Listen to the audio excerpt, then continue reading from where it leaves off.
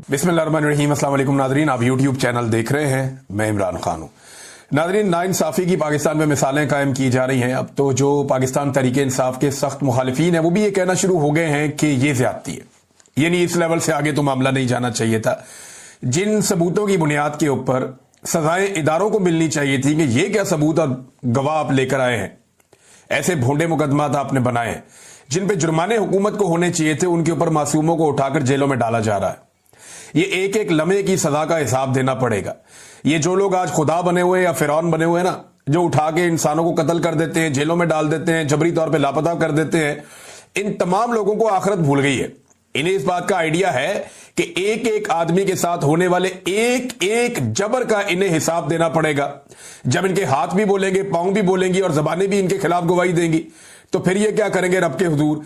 तो इनके साथ बहुत बुरी होने वाली है और जो ये जुल्म कर रहे हैं उसका हिसाब तो इन्हें देना पड़ेगा, यहां भी देना पड़ेगा, आगे जाकर भी देना पड़ेगा। बहरहाल ये सबूत तो बहुत ही फारिग नौइयत के थे।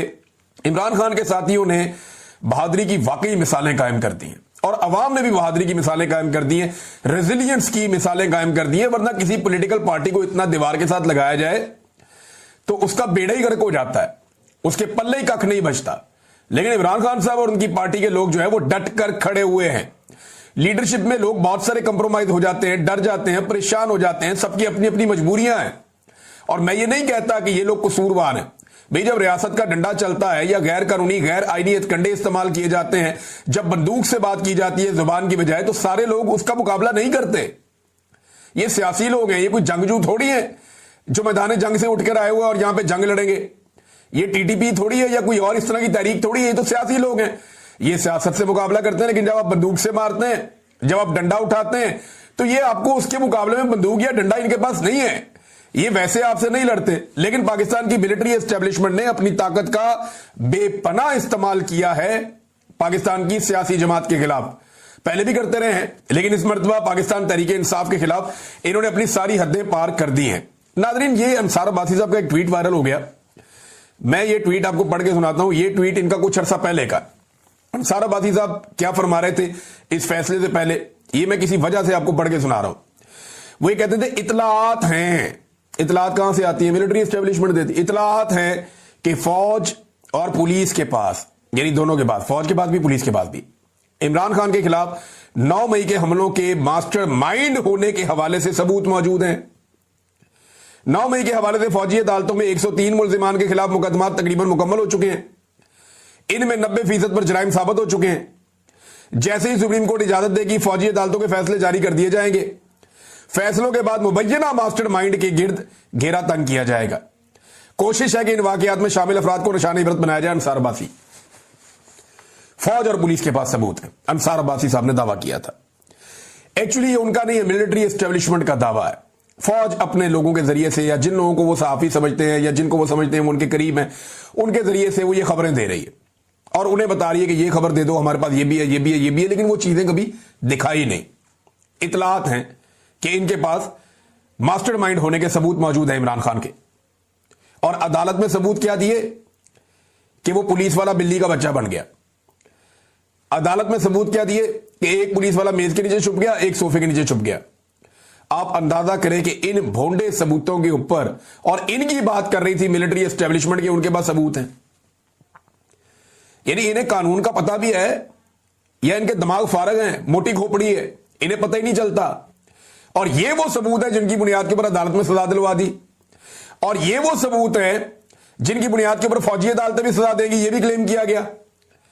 फारग तरीन सबूत हैं ये। अगर किसी भी इंसाफ पसंद जज के सामने ये मामला गए, जो अल्लाह से डरता होगा और एस्टेब्लिशमेंट से नहीं डरेगा, तो मैं आपको लिख कर देने के लिए तैयार हूं कि ये केस, ये जितने भी 9 मई के केस हैं, ये 2 दिन नहीं ठहर सकते। ये चंद घंटों की समात की मार है, ये सारे के सारे उड़ जाएंगे। इसमें इतने ज्यादा लकूनाज और इतनी ज्यादा खराबियां हैं। ये मुकदमात रियासत ने किए जनाब, सिर्फ और सिर्फ इमरान खान को नीचा दिखाने के लिए। मैं अभी एक सहाफी को सुन रहा था, वो कह रहे थे इससे पहले एस्टेब्लिशमेंट ना नफरत करती थी सियासतदानों से, अब डरती है।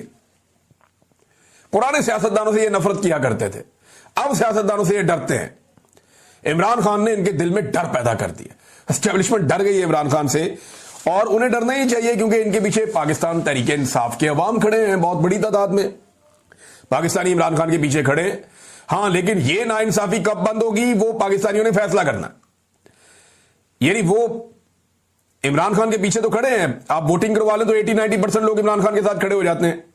जहां जाते हैं आपको दूसरी पार्टी का बंदा ही नहीं मिलता। लोग इमरान खान को वाहिद ऑप्शन के तौर पे देख रहे हैं, लेकिन क्या वो लोग संजीदगी से अपनी फिजिकल एफर्ट कर रहे हैं? तो अभी तक नहीं कर रहे। जिस वक्त ये लोग बाहर आए और उन्होंने मामला अपने हाथ में ले लिए, इनकलाब पूरी दुनिया में आता है, मुस्लिम मुल्कों में आता रहता है, पुरअमन एहतजाज सबका हक है। जिस दिन अवाम का डंडा चलाना, ये सारी एस्टेब्लिशमेंट जो है ना, ये आपको 10 मिनट के अंदर आपको जमीन पे घुटनों के बल बैठी हुई आपको नजर आएगी। इनकी औकात ही नहीं है अवाम का सामना करने की। सिर्फ अवाम अभी तक इज्तिमाई तौर पे कोई फैसला करने में कामयाब नहीं हुई। जिस दिन हो गया उस दिन खेल खत्म हो गया। नादरीन, सियासी लीडर्स की मकबूलियत के हवाले से मुख्तलिफ सर्वे आते रहते हैं। ये एक नया सर्वे एक आया है और ये सर्वे है रिपब्लिक पॉलिसी का। उन्होंने सर्वे ये किया कि लाहौर के अंदर शहरियों से पूछा कि सबसे ज्यादा जो है वो मकबूल सियासी लीडर कौन है आपकी नजर में।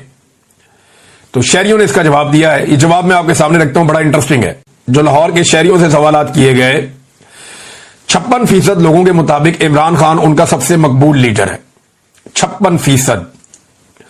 और उसके बाद दूसरे नंबर पे नवाज शरीफ साहब हैं और हालत उनकी ये है कि वो 17% पे रह गए हैं लाहौर में। फिर जो तहरीके लब्बैक के लीडर हैं साद रजवी साहब, वो 4% पे हैं, तीसरे नंबर पे हैं।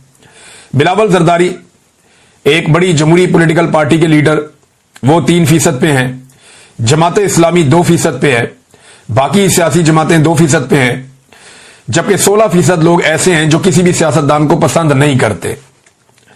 अब इमरान खान 56% के साथ सबसे आगे, यही तो प्रॉब्लम है पाकिस्तान की एस्टेब्लिशमेंट की और हुकूमत की। इमरान खान की मकबूलियत का खौफ उन्हें एक दूसरे के खिलाफ खड़े भी नहीं होने देता।